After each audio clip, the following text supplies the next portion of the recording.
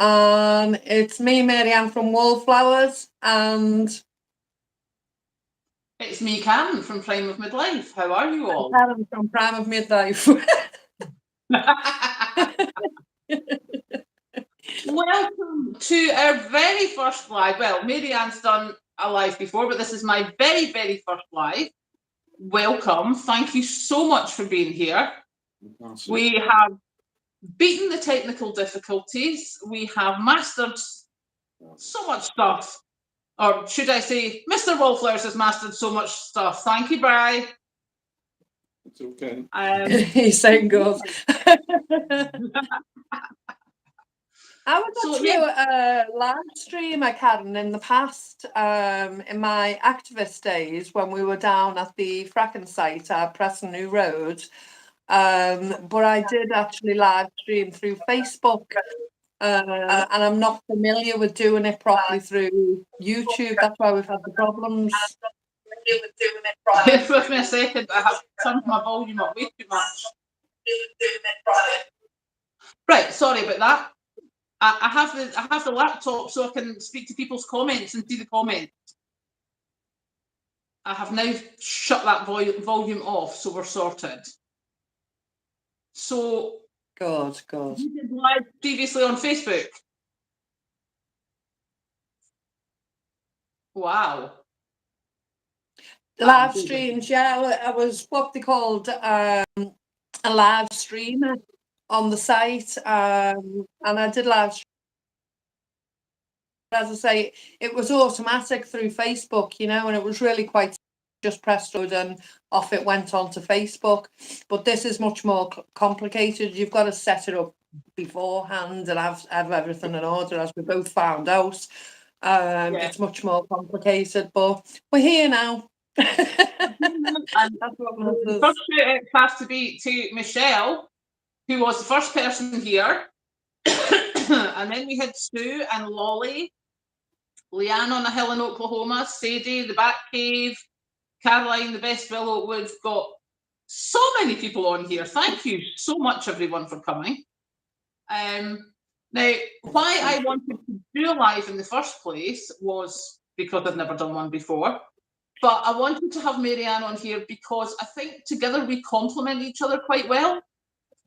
I do a lot of talking, as you know, and Marianne does a lot more cooking and gardening than me. And if you've seen my attempts at gardening, they are woeful, totally woeful. So I thought for the two of us together would be great. So now that we've worked out what we're doing, if you have any questions for us, please put them in caps. We'll try and catch them. I guarantee nothing. It's the first time we've done this. So, yeah, we shall try. But I'm presuming that one of the first things... I'm presuming one of the first things most people ask is, why did you start prepping? Mine was because I saw the lorry driver strike coming up and went, everything's going to cost so much more. I am stashing right now. Marianne, why did you start prepping?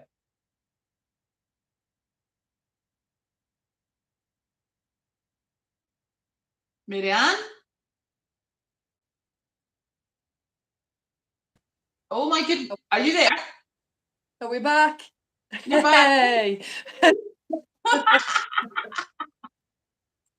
Yeah. So I see one of the comments is Best Willow, and she's asking where I'm based. So Mr. Wallflowers and I are based in a small town called Skelmersdale in Lancashire. Although the weather's atrocious, we actually call it sunny Skem. So that's where we are. Yeah. Which I can tell you now is approximately a 4-hour drive from me, because last night when we couldn't get the tech to work, I had threatened to knock on Marianne's doors. And just we were expecting you. So yes, that's about 4 hours away from me. So it works out quite well.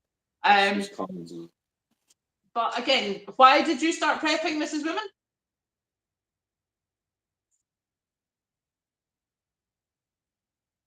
Coming in and out. Can you hear me? I can hear you. Bear with me a second. Okay, yes.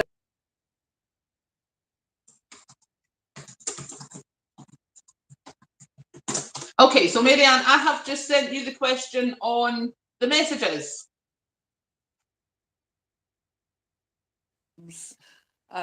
She was joking, saying she was going to turn up at my front door. This evening, I was half expecting Karen to be knocking at my front door. We seem to be coming in and out, and there seems to still be technical problems, but we'll just have to go with the flow. We're not letting Absolutely. anything bring us down, are we? No, I think we've done very well to get this far so far. So yeah, and I have to say kudos on doing the dehydrating the eggs, because I think a lot of people have that question because there was all this things from the wartime when it was like, oh my God, dried eggs were horrible, they were awful. And the fact that you have done it and showed that actually it's perfectly all right, I think it's going to make a huge difference to people, especially with the way eggs are going.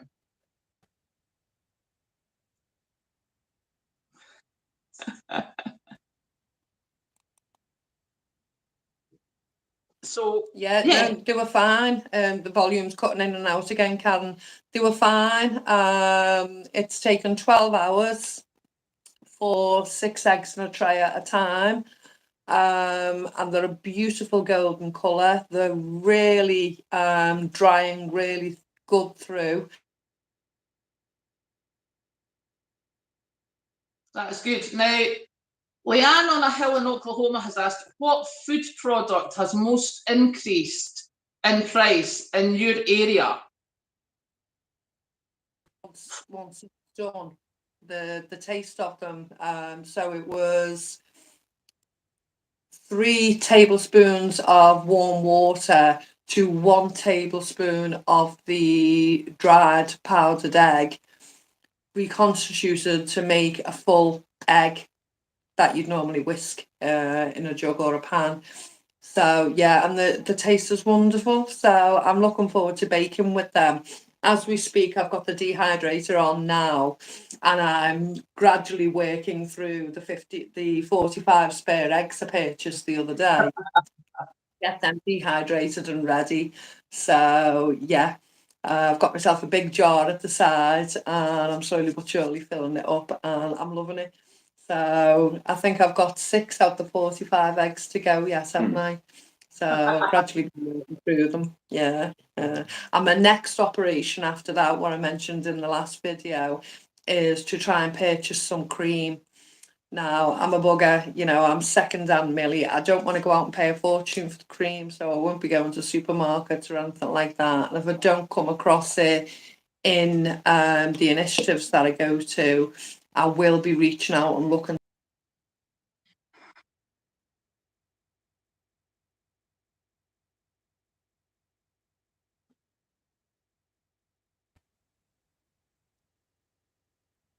We're back. We're back. We're back. Yeah. So working through. There's a gentleman who commented on one of my posts saying he'd done eggs previously, and unfortunately they weren't successful.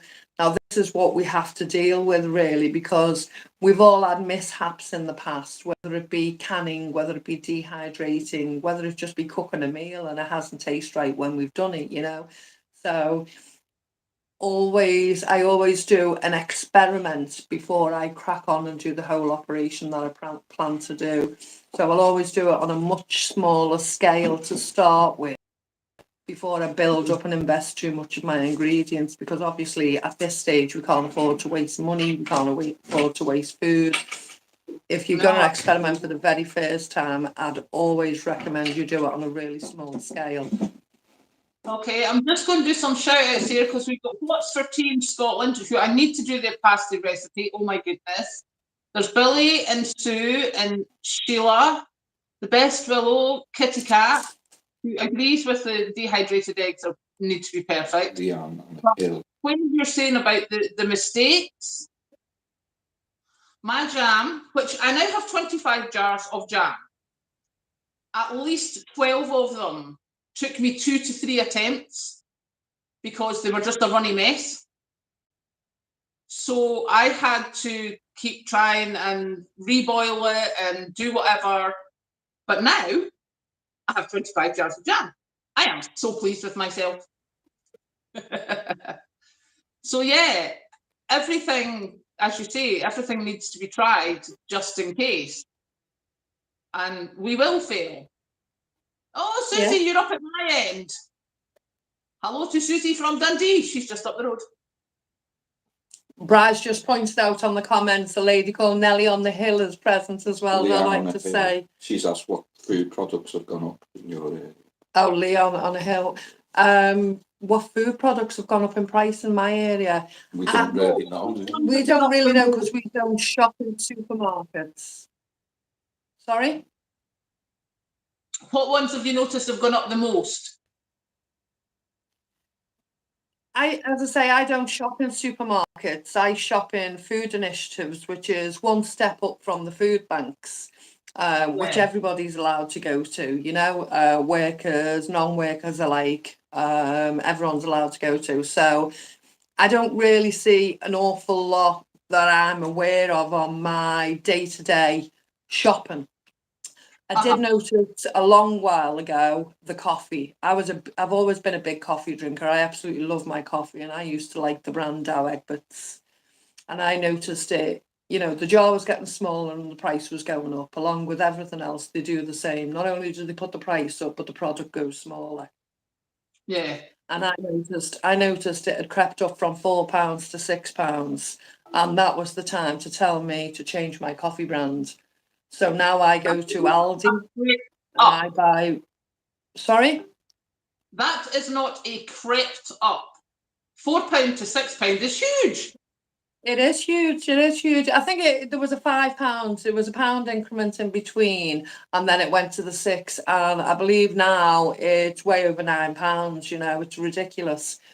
But I drink a dry roasted now just from Aldi, and I get double the amount for £2.65. So I buy them 4 at a time, and I stock up. You know. Yeah. And it's a beautiful flavour. I'm really happy with it. When guests come, that they always compliment me on the coffee. So I'm quite happy with the cheaper brand, you know. Yeah. Well, What have you noticed?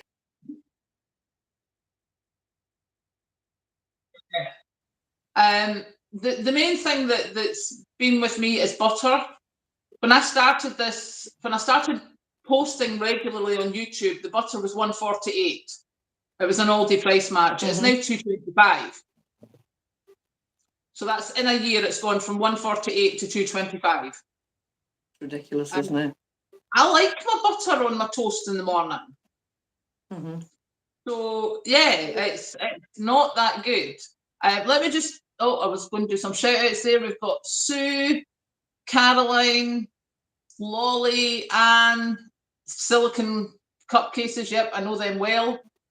Oh, there's another Karen. Hello, Karen.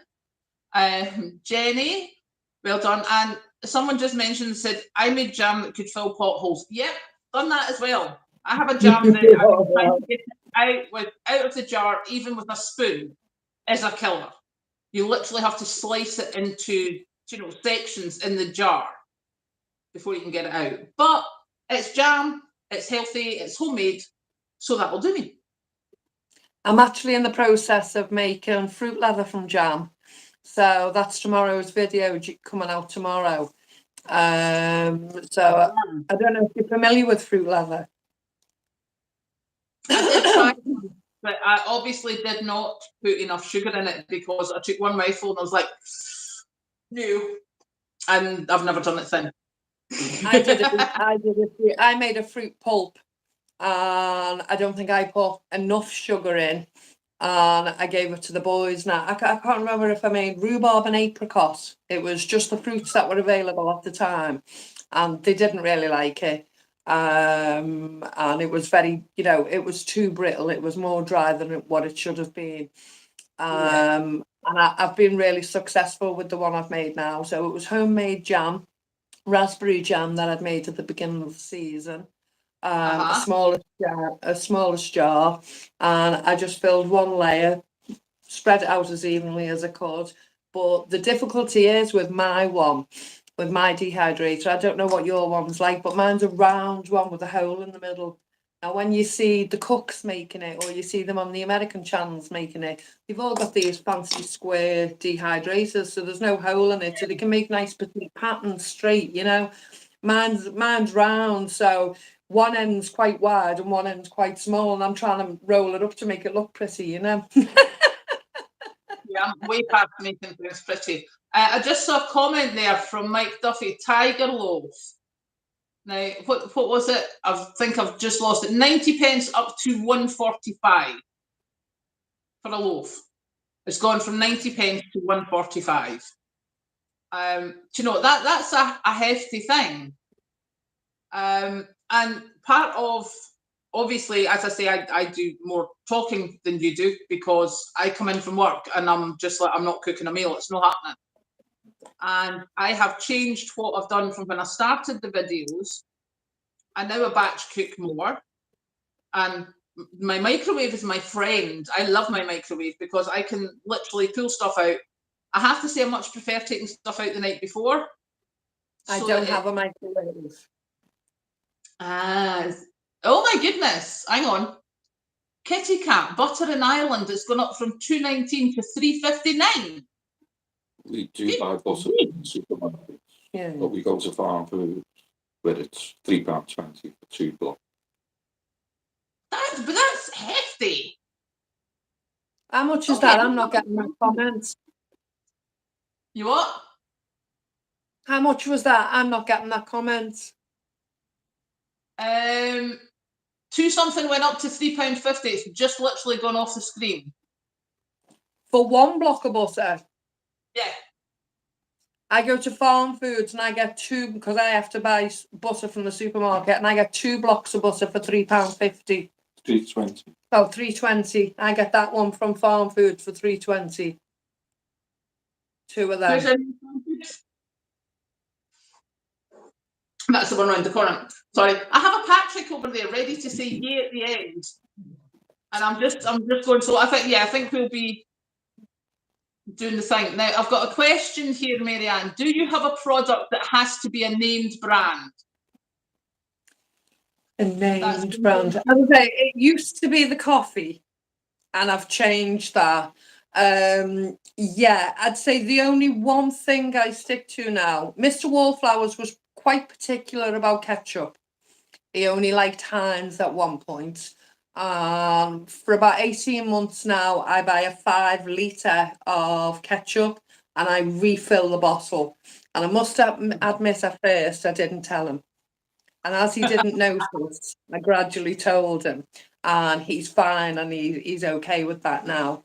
But yeah, there's one brand name that I am quite insistent on. But we do hunt for the best price, and that's Sure deodorant. Oh, I'm so quite insistent on that. It's not a food, it's a deodorant, but I don't really like any others than the Sure. And it's an aerosol. In the prepper pile, I do have roll-ons, I do have different things. And when I was younger, my mum always bought me mum roll-on, and that was the one that was in the house. It went a long way and it was cheaper, you know, but my personal taste is Sure deodorant, Sure antiperspirant. there you go. I don't think I have a brand thing. I want butter, not spread. Oh no, Diet Coke. I can't do cola. I can't do supermarket cola. It's not the same. It doesn't work. I'm not having it. It has gone up in price so much just now. No. It is. I don't drink it very often, says her, you know, Diet Coke. Because I will cough as I'm speaking. But yeah, Diet Coke's my thing. And I think when I first started, it was $1.50 a bottle. And then it was $1.77 and you got your deal for 2 for £3. Now it's 2 for £3.50. Have you actually done a taste test without you knowing? No. Oh no, have I done a taste test? Yes. My daughter made me do a taste test, and no, you don't get it past me. It doesn't happen. Yeah, well, there you go. That's just what you prefer. Yeah, yeah. See, there's Tilly at Root of Avalon saying hers is Pepsi Max.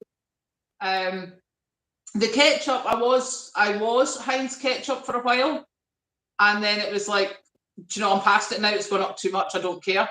But I don't actually. I really only have ketchup on long sausage sandwiches or corned beef sandwiches. I only bought it for my daughter,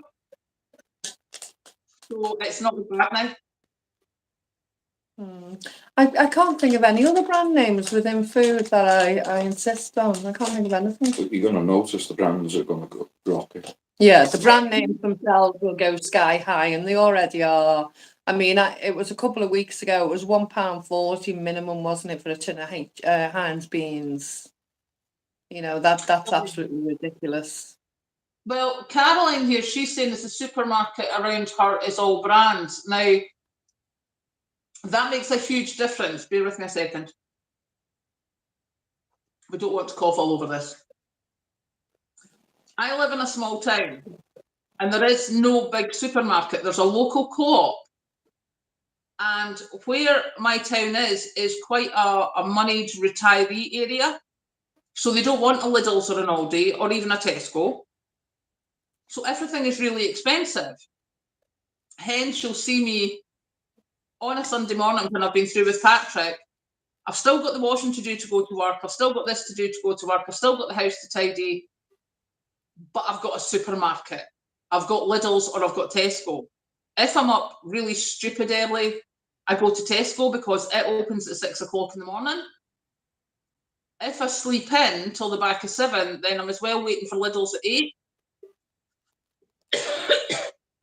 But it makes a huge difference to what I can buy.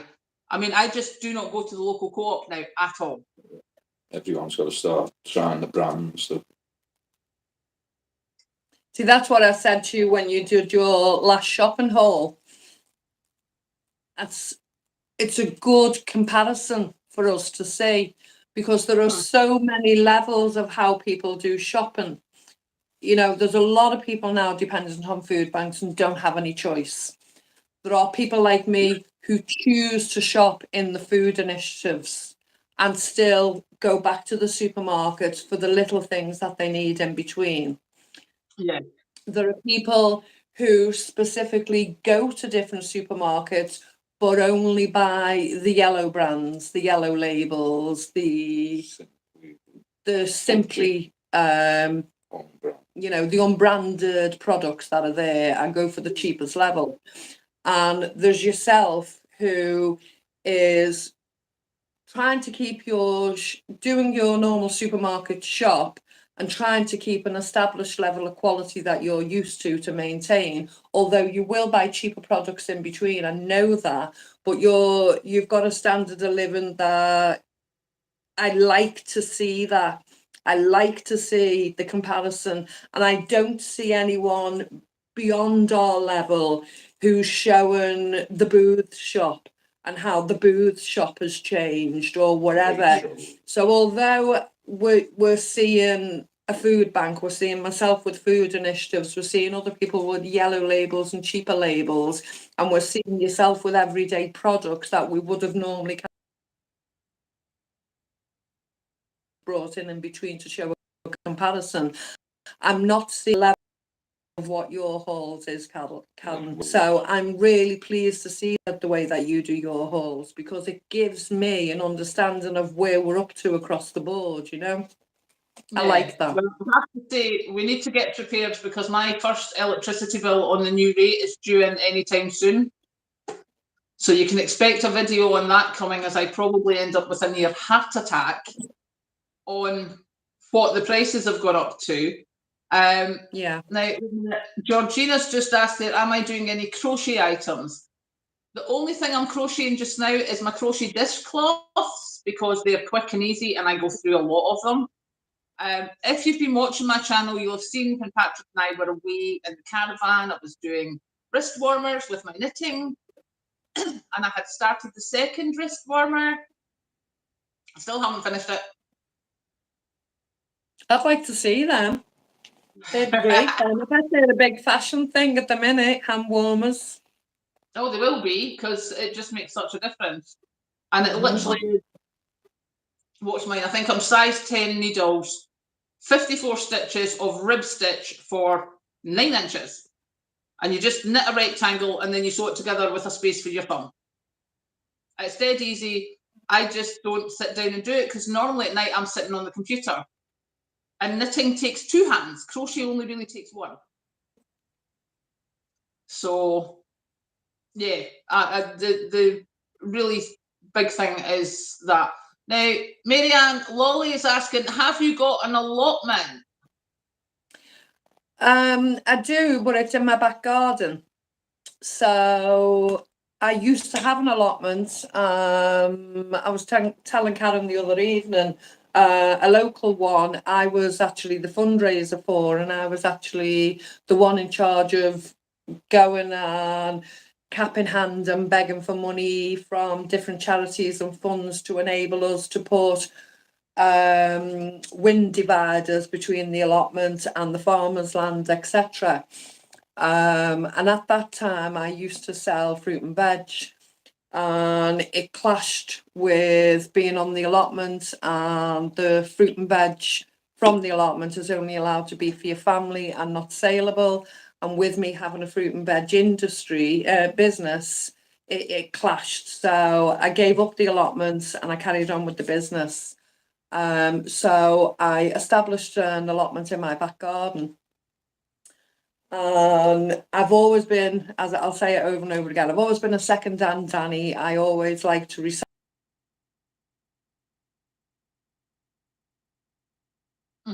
waste. I don't like things being dumped in the landfill. And I came up with the concept. I'm not the first to, other people have done it before me.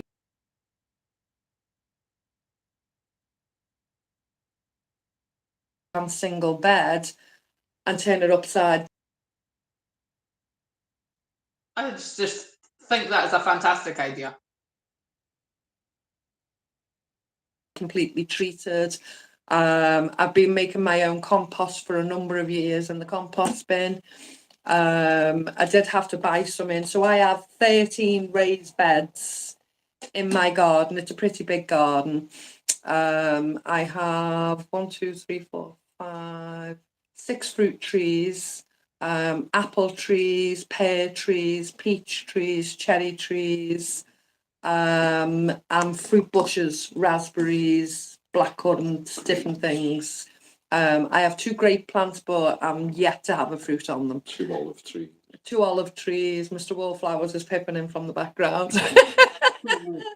But yeah, I really love gardening and growing the fruits and vegetables.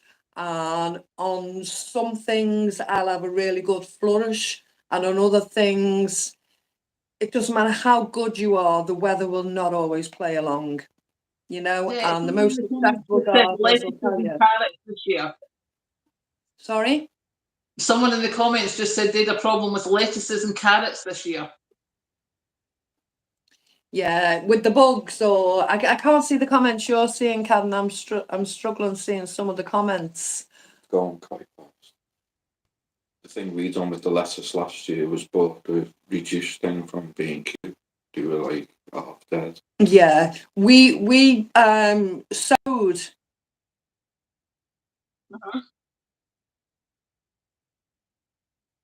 Green and red lettuce in a hanging basket, and I did a couple of those hanging around the garden, hoping it'd deter slugs. So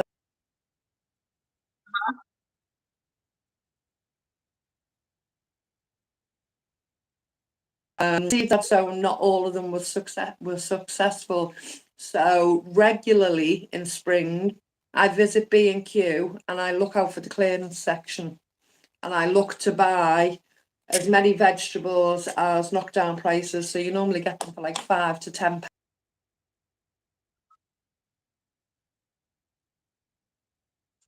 I will be trying that one this time because mine was a complete disaster because of the slump.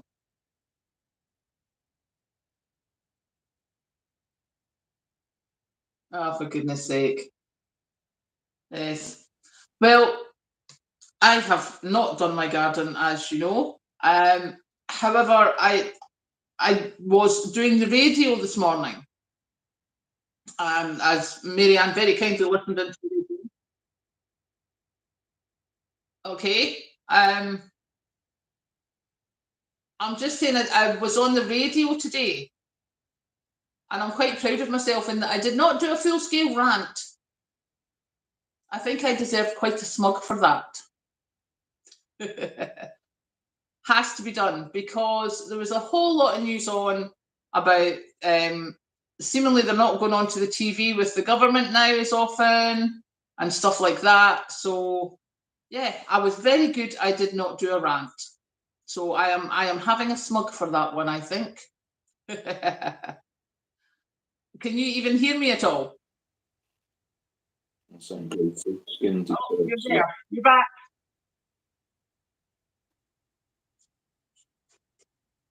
Are you there? Okay. I hope it'll help if she.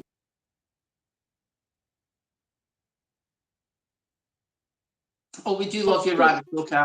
Someone's yes. saying if you put your bandwidth down from 180 to 170, it'll help with the volume, because your voice is cutting in and out. I can hear that you're talking, but I can't comprehend it. I can't make the words out. Can you do anything with the bandwidth? Patrick is going to investigate that.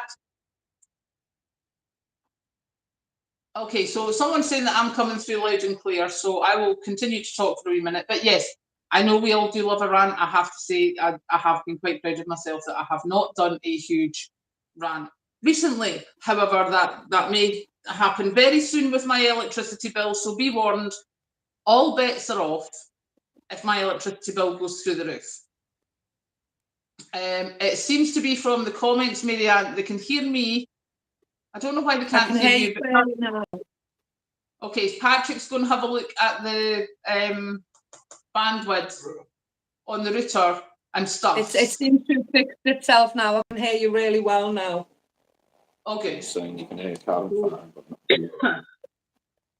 So yeah, basically what just apart from anything else, I'm just going to say, so we've got, oh, Grandma Mary, thank you for telling me with the buffering. Linda, and I've got Kitty Cat there as well.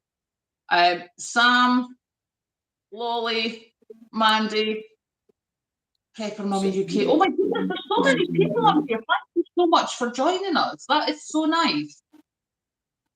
We have shut everything here. The laptops are now shut, the TV's off and everything, so hopefully that will help. It may be me. Do you think it's me? I don't know, how many devices have you got on? Mr. Wallflowers is running around taking a look at everything now for me. Bless him. But yeah, is it me buffering? We have over 130 people watching. Thank you so much. And for the first live, I have to say, we're doing not bad. We're still having a bit of technical issues. We have Patrick working in the background on this side. We have Mr. Wallflowers working in the background on that side.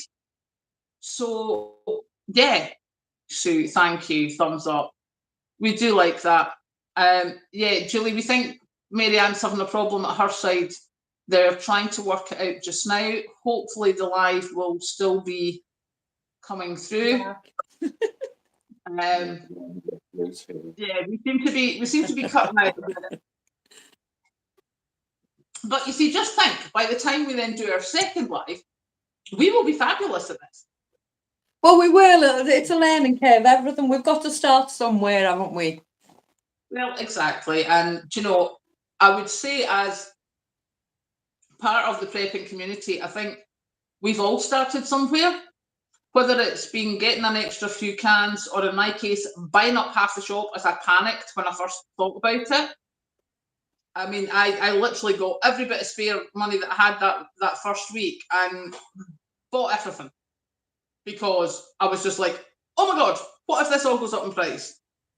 Which it didn't immediately. It certainly did not go up in price immediately. However, everything has crept up. Totally. And this whole thing of, you know, I started prepping because of the lorry driver strike, because there was a shortage of lorry drivers, and I'm like, yep, it's going to cost me so much more. And then there was this whole thing of the fuel going up. Remember, the fuel went, woo, right up. And then they told us that it's coming down, and it did come down, but it didn't come down to where it was before. And that's a problem. Because it's like, right, okay, so it used to be 120 a litre for diesel. I'm now sitting at 180. It was £2. And the way the media's going, is I should be lucky I'm getting my diesel for 180. Like, excuse me? It was 120 2 months ago. What on earth? See, I need to stop or I'm going to go. It's absolutely crazy. It is. It's just bizarre. We just couldn't imagine these prices, could we? You know, I started prepping because back to the activism side and the fighting the anti-fracking, I understood at that point no one was coming to save us. The government weren't interested. The government weren't going to do anything to help us. They tell us on one half, this isn't good for the environment, this isn't good for etc., etc. But because we think there's a prospect of some money here along the way, we're going to head and do it anyway. My mindset with that was no one's coming to save us. Yeah. So with that, I had to put some things in place to make sure that me and mine were looked after. Yeah. I started putting things away then gradually. Yeah. Yeah. Now, who's that? I'm on it. 135 said I would suggest listening to agricultural people. I live in rural Perthshire. Believe you me, I know these people. I know what they're having to pay now, where they can't get fertiliser and the feed has gone up 150%. And that was when I asked them 6 months ago. All through the summer, whenever we travel, the farm all agricultural people are telling me is this is last year's stuff. The stuff we were eating through the summer and autumn. Sorry to interrupt, Karen. It's a two-pronged argument, though. As Mr. Wallflowers just said, throughout the summer, from my town, Skelmersdale, we travel to Ormskirk, Southport, Blackpool. And on that journey, we travel through an awful lot of farmland, you know. And we know over the years that farmland has been sweet corn, cabbages, has been a number of vegetables that we identify those farms as we travel. We travelled this summer and nearly every piece of that farmer's land was left barren. Or fail, what do you call it? Fallow.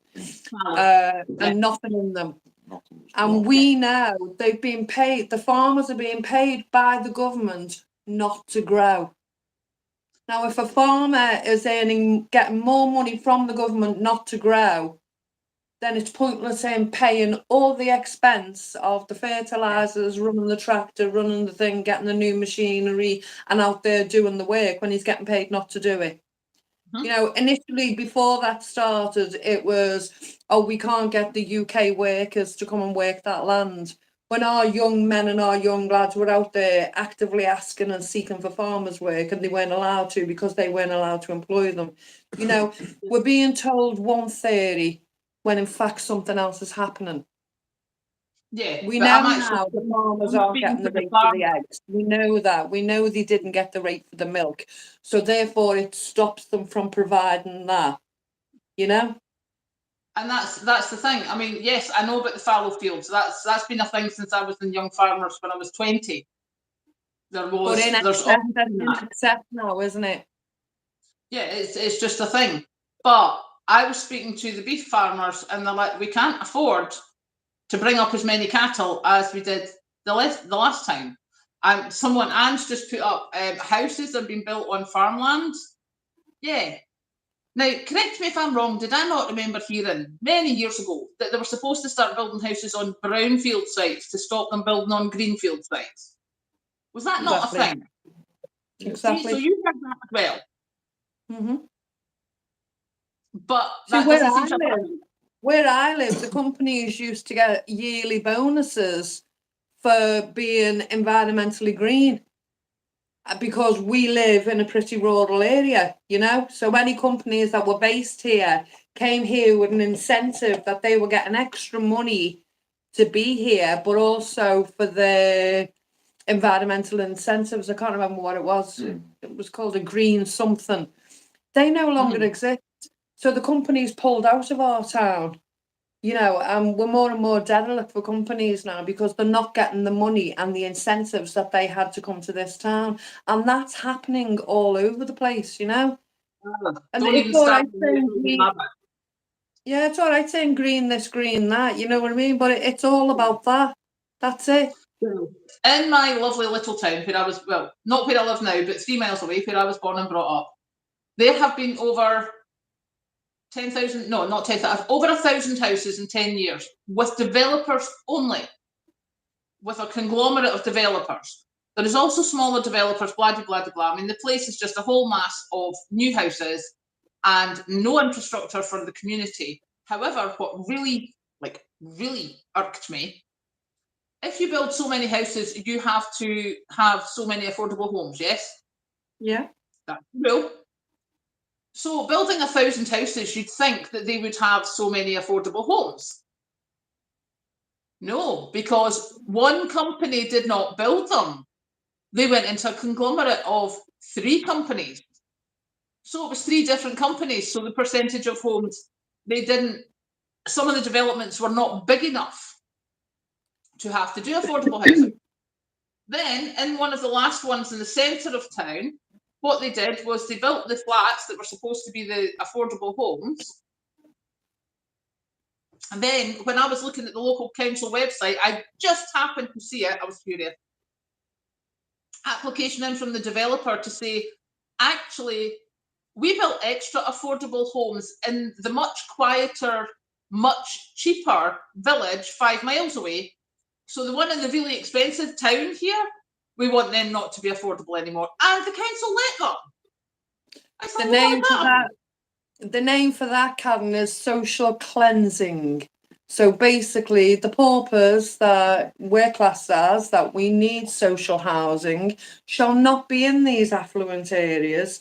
That shall be reserved for the people who can afford it. So what we'll do is we'll build these more affordable homes down the road where we want the likes of you living, the likes of me living.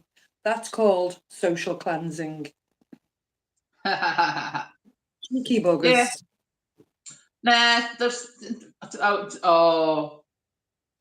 So where my parents lived before I had to sell the house was a very, very nice house. And when I was young, they built some new houses, and these people came up and went, oh, it's beside the very exclusive hotel and this and that and the next thing. And the Residents Association put a letter out saying, we don't want you hanging out your washing on a Sunday. Now, they did not send it to us because we were not within their development. We had an old house. So on the next Sunday, me, my little 18-year-old self, my father worked for a breakdown company, so he had clean shirts every day. I went to school and I did waitressing at night, and my mother worked in a hotel in reception. And Imagine you how many owned your own. Imagine how You many burnt jobs we had. I had every one of them out in that washing line on the Sunday. I took my stereo out to the garden and I played AC/DC. Bring it on. I was so cool. So, but yes, that is basically what's happening. The developers are going where the money is, and as I said today, there's no social housing getting built. There's some affordable housing getting built, and then there's that young lad dies of the mold thing, and you're like, why is that acceptable? Why was that house ever acceptable to be rented out? Lamplight 88 saying, what's the point of building when there's no infrastructure, no doctors, no dentists, no school? Yeah. What's that person's name? Lamplight 88. Lamplight 88 is saying, what's the point in building the houses if the infrastructure isn't in place? Correct. The doctors, the dentists, the schools, for that extended amount of people within the town or the area. It's completely true. And not only does it affect the new influx of people coming in to live in those houses actually affects the people that are actually living in that town or village as it is, because none of us can get appointments. You can't It's get a dentist. absolutely, yeah, I can't get a dentist. I've been waiting 18 months to try and get a dentist, and I'm still not getting one. I'm on an emergency list, and I'm being told it's possibly 6 months before I can see someone. And that's if I'm took on the books at that point. Because I'm not in pain, it's not an emergency. Hello, Alabama Whitman, Carreno, Lamplight. Thank you so much for joining us. We are getting very excited. This is our very first live. And as you can see, I have kidnapped Marianne's channel. Thank you so much for having me on the channel, Marianne. We are talking, at the moment, we are talking in the thing. Now, I'm on it, Once Devices. I can't believe you can't lock in your interest rate for your houses. Because seemingly, from what I've been reading on my channel, what people have said in the States is they have their interest rates locked for the life of the mortgage. What I would say is, I'm sorry, is London not supposed to be the financial centre of the world where the bankers' bonuses are not capped? And how do you get bankers' bonuses? You increase your mortgage rates at the earliest possible opportunity. And as often. Yeah. And that's basically it. No, to anyone watching from the States, we cannot lock in any longer than 5 years at the moment. I was very lucky. January. It's 480 this month. Our mortgage was £220 January. It's £480 this month. We're on a variable.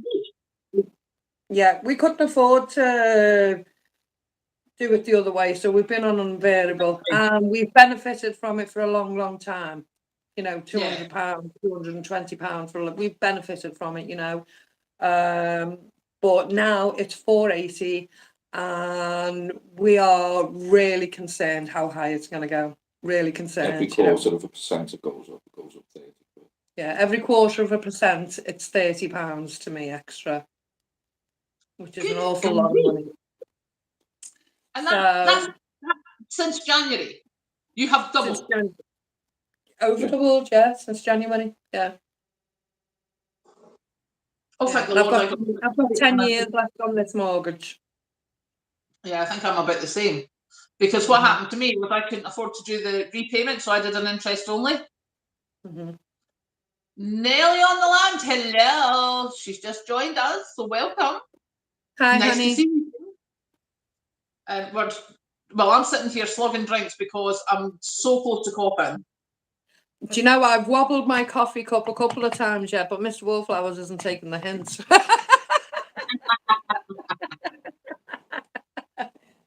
I'll go and do it now.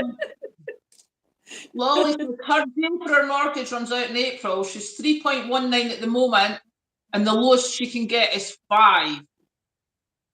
Jeez. That's not so good.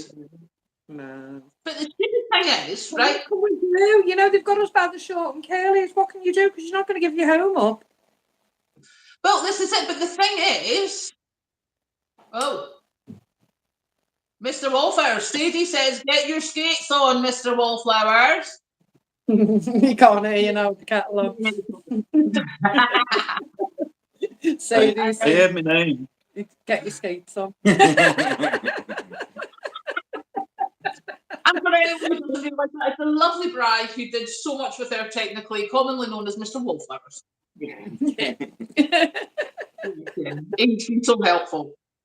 What I want to know is all these people who, like you, have got double mortgagey things, yes? So say in another 6 months you can't afford this mortgage, and they go, right, we're going to evict you. Where are you going to go? Because, dear Lord, the councils don't have anywhere. We'd be out in the streets, you know. We couldn't afford to take rented housing because a lot of the landlords are going to lose their extra housing anyway, because they'll have them on rolling mortgages, one paying for the other, paying for the other. So a lot of those properties will be took back by the banks, or they'll have to try and sell them off or do whatever, I don't know. So there'll be less rented properties available. And the ones that are available, it'll rocket, because just for a normal to rent on the low bracket of housing, private housing here, you're talking £600 to £700 a month, and that was before all this started. So that, you know, that was way more than my mortgage was to begin with. So can you imagine what prices they're going to be if, in fact, I had to leave my home in 6 months? I couldn't afford private housing. I wouldn't get social housing. I wouldn't get a council house because you have to be on the list for so long, and we've got no children, etc. So it's a point system, and then you'd have to get up at silly o'clock in the morning to log on the computer to actually place an interest on it. You know, you're dictated to get up at 8 o'clock in the morning. Don't get me wrong, I don't have a problem with getting up early, but if I want a doctor's appointment, I've got to start phoning them at 8 o'clock in the morning. Why can't they have a booking system at 5 o'clock the evening before? Why are they dictating to me I have to get up? A sick person. Why does a sick person have to get out of the bed before 8 o'clock in the morning to phone a doctor to tell the doctor that they're sick and they need an appointment? Why can't you phone and book an appointment the evening before? Why can't you get on the housing system in the evening? Why have you got to jump on and make all these appointments 8 o'clock in the morning? Because they're dictating to us a time scale. I say I don't have a problem with getting up early. I can get up early 5, 6 o'clock every day if I choose. But to be dictated to and told you can only phone and make these appointments at 8 o'clock in the morning, I think it's pathetic. I think it's absolutely pathetic. Totally. We have to do that as well. If you want to speak to someone that day. Now, I mean, I had one when we had to put Mum into hospital, and the doctor had been to see her on the day before, and I phoned the doctor saying I need to speak to him because I need to know whether I, you know, what I need to do. Oh well, the next appointment I can give you is next. What was it? About 10 days later, to speak to him on the phone. It's ridiculous. And I was like, excuse me, she could be in hospital by that time. I think you best get him to phone me today. Go and phone Kat, please. Phone Kathleen. Sorry. Your volume's just gone low. Obviously completely forgotten I'm doing a live. And my phone's just going on 20. That's better. Yeah, tell her to, if I don't answer her, there's a reason. But make sure she's okay. Government to go and buy your house. Sorry about that. You okay? It just dipped your volume. Just dipped. Yeah, my volume's just gone right down as well. I don't know what's happened. Yeah, no, it's fine now. All right, hopefully mine will come back up then. So if you see me peering at the phone, it's me trying to listen. I do that. We are ladies of a certain age, love. Oh, don't. What is that? 9 weeks for a phone call with my GP after they called me to discuss some blood results. Mandy, that's awful. It's disgusting. Absolutely disgusting. We have an appointment and then we're told, take this letter to your doctors, or we'll email them, or we'll send them a letter. So you have an appointment at the hospital and your GP is not informed till a fortnight later till this letter turns up through the post. Why can't they send an email straight away? Why can't they phone them and inform them? Well, you'd have thought so, wouldn't you? Well, you know, right, I'm going to try something because I've virtually completely lost volume. So I'm just going to zap it down and then zap it back up. And see if that helps. Okay, hopefully that'll help. I claim benefits, Karen, because I'm disabled and unable to work, and I'm entitled to benefits. Although my husband works full time, they finally decided I'm entitled to benefits. As part of my entitled to benefits, I have to log onto the internet to my benefit connection, Universal Credit, and I have to look at this thing called things to do. And if they give me something, a letter or something that's in there, I have to reply to it straight away to say I've looked at it daily. Yet a hospital dealing with cancer, dealing with spinal difficulties, dealing with all these issues, can take a fortnight posting a letter to your GP. But yet, in order for me to claim benefits, I've got to daily be on the internet to contact them. Where's the balance? Start me on that one. Where's the The balance in that? NHS, as far as I'm concerned, the NHS is a fabulous thing. It was designed as a safety net. And I think that it needs to go back to that. And I think there needs to be a lot less paperwork, and the doctors and nurses need to get left to look after people so that they do have time to zap those letters out, because they're not having to fill in forums about targets every 5 minutes. And pyramid levels of who's responsible and this, that, and the other. It's not just straightforward doctors and nurses anymore, is There's it? too many people behind us. There's too many people behind desks getting highly paid. You know, it becomes a Well, profitable just business, after they doesn't it? said that they were cutting the staff, it says they were looking for, what was it, 15 diversity managers. I'd rather they have 15 matrons, thank you very much.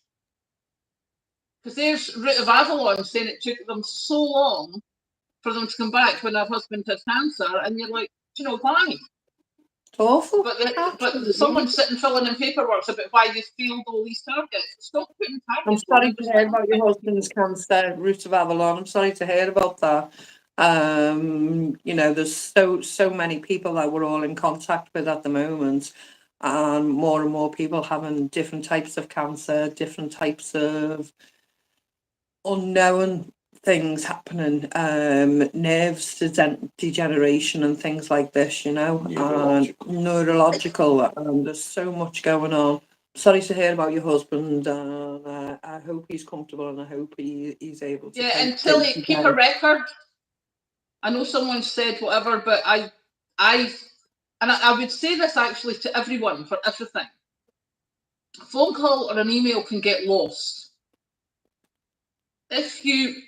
I generally email everything because the email doesn't get lost as easily as a phone call record.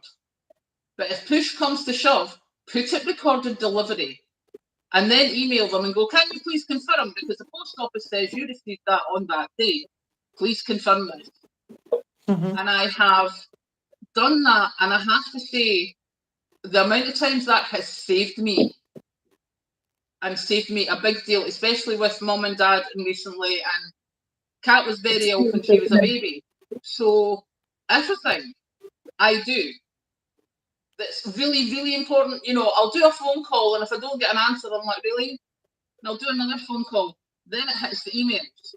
And 3 or 4 emails, it's like, no, now we're going to recorded delivery. Because you have to give yourself a paper trail, so if anything happens, or if anyone says, especially like you, Marianne, on disabilities, when they're like, you have to sign in or you have to do this, and you go, well, I did, prove it. And I am a great one at work for prove it. You have to prove it. Mm-hmm. Because Written otherwise proof, you just they'll just go, oh well, you didn't do that. And it's definitely for anyone doing anything now, make sure you prove it. That's because, a record. As I say, you know, you can see that. There's a lot of comments coming up just now. There's a whole lot of us with members of family who are struggling, who are disabled, who are sick. And I think certainly, you know, the prepping is good because if something goes wrong, you don't want to have to be running out to the shops to get something. But also, you know, keep your paperwork in order. I'm dreadful at it. I'm absolutely dreadful, unless I get cross. And then I am like a terrier. And I have it filed, I have it doubled up. I will email it to Patrick so it's on a different computer just in case. I will take photocopies at work and I will leave them at work. Yeah. Just in proper case. file system. Yeah. Keep everything in order. You know, keep everything recorded. And if you do have to contact people, email's the best because it is total traceability. Yeah. Totally. Marianne, you have a question there. Oh. Go on. I think it's Jenny. I can't see this far because of my specs. What, Mrs. Wallflower, what do you think of digital money that's now being implemented across the world? Oh, I wonder why someone asked me that question. You get me some Diet Coke. My main concern is not just digital money, it's the digital, it's human, Smart.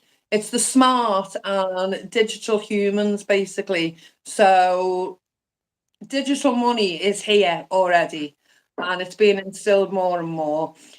I want to keep cash alive. I am a big advocate for keeping cash alive. If I can pay by cash, I'm paying by cash.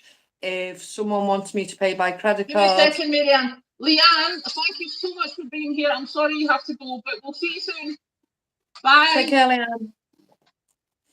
Join us on the next Carry on, one. digital currency. Yeah,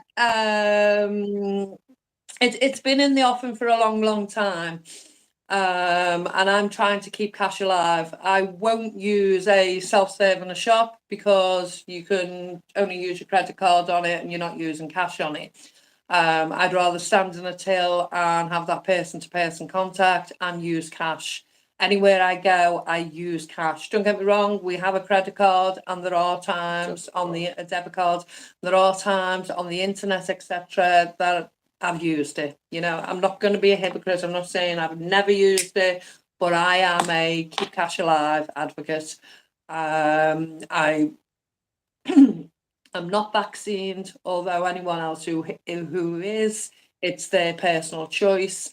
I don't want things in my body that I choose to not have in my body, and I'm not having an RFID chip in my body. And for anyone who doesn't know what the RFID chip is, it's one of those where your credit details and everything are chipped. It's rating. Is inside you. So basically you can go into a supermarket, a sports arena, and you just put your hand, it's magnetized, and it automatically debits your account because your details are chipped in your hand. This is something that's available in today's world. You know, it's being used abroad, it's being used here, it's been Mark of the beast. we call it the mark of the beast. Read into that what you wish, religious tangents or just political tangents on our side, but I am not into digital currency in any way. You can switch it off at any time. Hey, It can be switched Darren. off. Hi, Chief. Well, I'm exactly the same.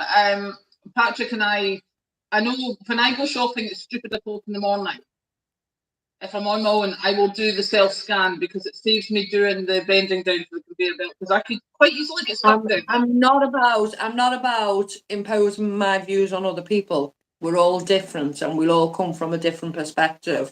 But I am out and proud about my own opinions, but I will never fall out with another person because they do things differently. There's too much division. Well, you and I got on fine, and I used the self-scan. But I have to say, you know, 99% of the time we will use the cash tills as often as possible. And I remember when I went down to see Patrick in London, and the Sainsbury's at, was it Fulham Broadway? The Sainsbury's there. Yeah. When I first went down to see Patrick, I think there was like 2 self-scans. And by the time we've been seeing each other for what, 8-9 years now? And there's now about 10 to 15 self-scans and 2 or 3 actual tills. I'm trying to fix this so I can see the comments. Sorry, Karen, I am listening. No, it's fine.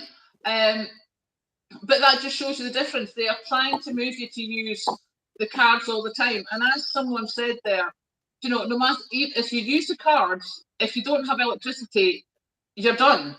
Now, best will in the world, I live in Scotland. We get bad weather. We're getting floods already. And if the snow and all that hits, I remember when my town was actually, it was on the news, it was cut off so badly with snow. And we can have the power cuts because we've still got the power lines. And all it takes is one tree and that town's cut off. That's it. That's it. You know, so you need to have cash. If I could just return to that digitalization, I did a video, a few videos back on my channel now about the European Central Banking credit experiment that they're coming out with next year. Basically, it's what they call the universal credit system. And a lot of people initially thought that was in relation to universal credit, as in benefits. It's nothing to do with benefits, it's purely to do with the banking system. And I ran through quickly some of the bullet notes on that. And they were basically trying to impose on us that we could only have everything was based in euros. It wasn't even in the pound or in the dollar or anything. It was across the board in euros. And they were saying your transactions couldn't go above 50 euros, and you were only allowed to spend 1,000 euros a month. And you weren't allowed more than 50 transactions, no matter how minimal they were. And then at the same time, you weren't allowed to hold more than 3,000 euros in your account. Now, say for instance, you got paid 2,000 euros a month, and you're only allowed to spend 1,000 euros a month. You're going to accumulate But you're not allowed £4,000. to accumulate. £4,000 within the first 2 months. You're going to accumulate that as savings in your account because you're not allowed to spend it. So where's the fall off of that money in the rest of your account each month? Well, yeah. And do you think they're going to get multimillionaires or people who are on 150 grand and above 250 grand, 350 grand a year to play that game where they're only allowed 3,000 euros in the bank account? No, they're going to try and do it to mugs like me. Social cleansing again, to say less and less and less and less, and we're just going to take it off you. We're going to cream your money off you. Well, let's see you do that to the elites. Let's see you do that to the millionaires and see how long you last. No, How's it gonna someone's be- just said there about smart meters. And I am not having one in the house. Now, anyone who's watched the channel knows I have this total heating with total control. And I want to go into a normal meter. So they've changed the rate, but I have to have the second meter removed.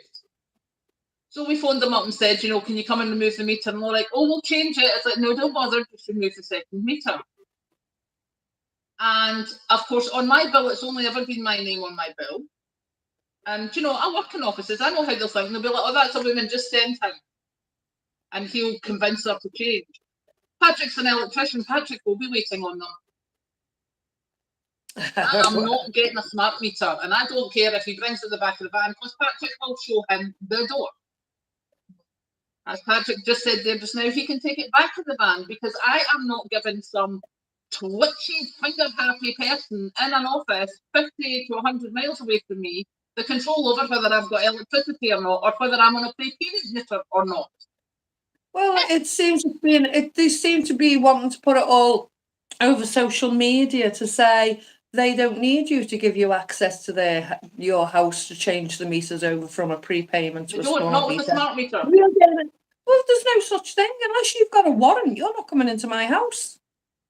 When are they going to turn up with a But warrant if you have to do a it? smart meter, the smart meters are designed that they can become a prepayment meter at the flick of a switch from the central office.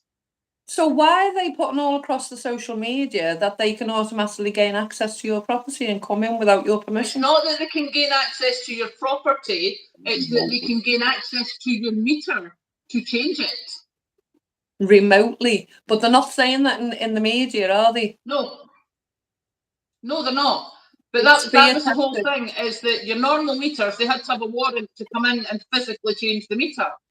With a smart meter, they just flick a switch now, so they don't need a warrant to come into your property. But they wouldn't be that's the issued. thing, everyone's thinking, Anyway. but everyone's thinking, oh, well, they don't need a warrant to come into your property now. No, because they don't need to come into your property now if you have a smart meter. They did need to come into your property before, but they don't now. But it's all about being able to switch you off.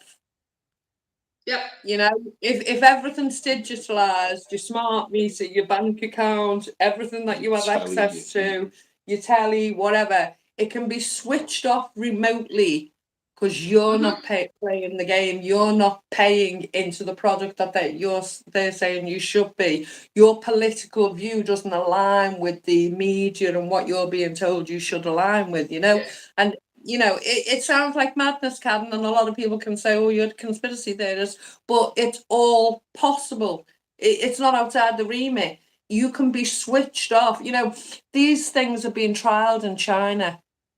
People have spent the money wrong as far as the government was concerned or the finance companies were concerned. So therefore they couldn't buy travel tickets to travel abroad. Therefore they didn't get the income.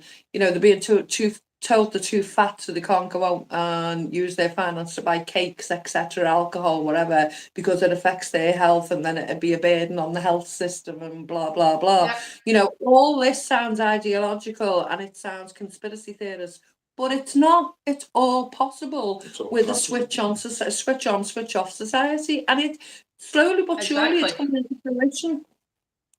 Well, the thing is, I think you and I both discussed this before, and apart from the sort of the prepping bits, it's why we're dehydrating. Because if we have everything in the freezers, we could lose it in a power cut. Completely. And most of us, if we've been preppers, we've been keeping that freezer well stocked. Mm-hmm. As soon as we take something out, we're looking to restock it with something else because we wanted to keep it going and going and going. Prepping was to fulfill so many different things, whether it was illness, what we knew something had come, but we didn't quite know what it was, but we were just preparing for each and every event we possibly could. Now we know it's blackouts. It's a whole different ball game because what you were prepping for wasn't necessarily blackout. So emptying that freezer is a must now because we after the Polish bombing, we don't know how soon it's going to be dropped on us. No, really, and the thing is that we've done the prepping as we said with the freezers and everything, and we've looked back the wartime recipes, the Victorian recipes, how to do things cheaply, how to make cheap meals. That was meals that were on a range that could cook for 2 hours. And then what happened? The price of electricity went up. Exactly. Yeah. So we can't afford to do the cheap meals that our grannies used to do. And that's a huge thing. We're now looking at the little small camping stoves, or like you've got the barbecue out the back, I've got the wood burner. Yeah. But if you're in a fully, prior to me getting that wood burner, I am in a fully electric home. If I have a power cut, I'm done. Did you notice? Prior to me getting the wood burner. Did you notice they stopped selling the party barbecues? The small portable barbecues you used to be able to buy for a couple of pounds, and just have a quick barbecue in the back garden. They've stopped selling them now. We all need them. They've been completely removed. Beth is saying there that she has solar panels. Now, I have to say, I looked into solar panels. It was solar panels of the wood burner. And the guy came out and he was all nicey, and I was like, yeah, but what about that tree across the road? It might have a bit of a difference, but it might not. It's like, yeah, but I'm looking for percentages. And I'm like, no, I need, percentages. And so, oh, well, we'll give you a thing. And they sent me a quote that did not take any of that into consideration. And it was going to cost more than the wood burner, but it still left me all electric. All right, I had solar, but not enough to run the house because I had this huge tree. And they completely ignored that on the quote. So they got bounced, and I got a wood panel, a wood burner. Someone said, can you ask Karen if she comes from Pitlochry? No, I'm further south. I'm just south of Perth.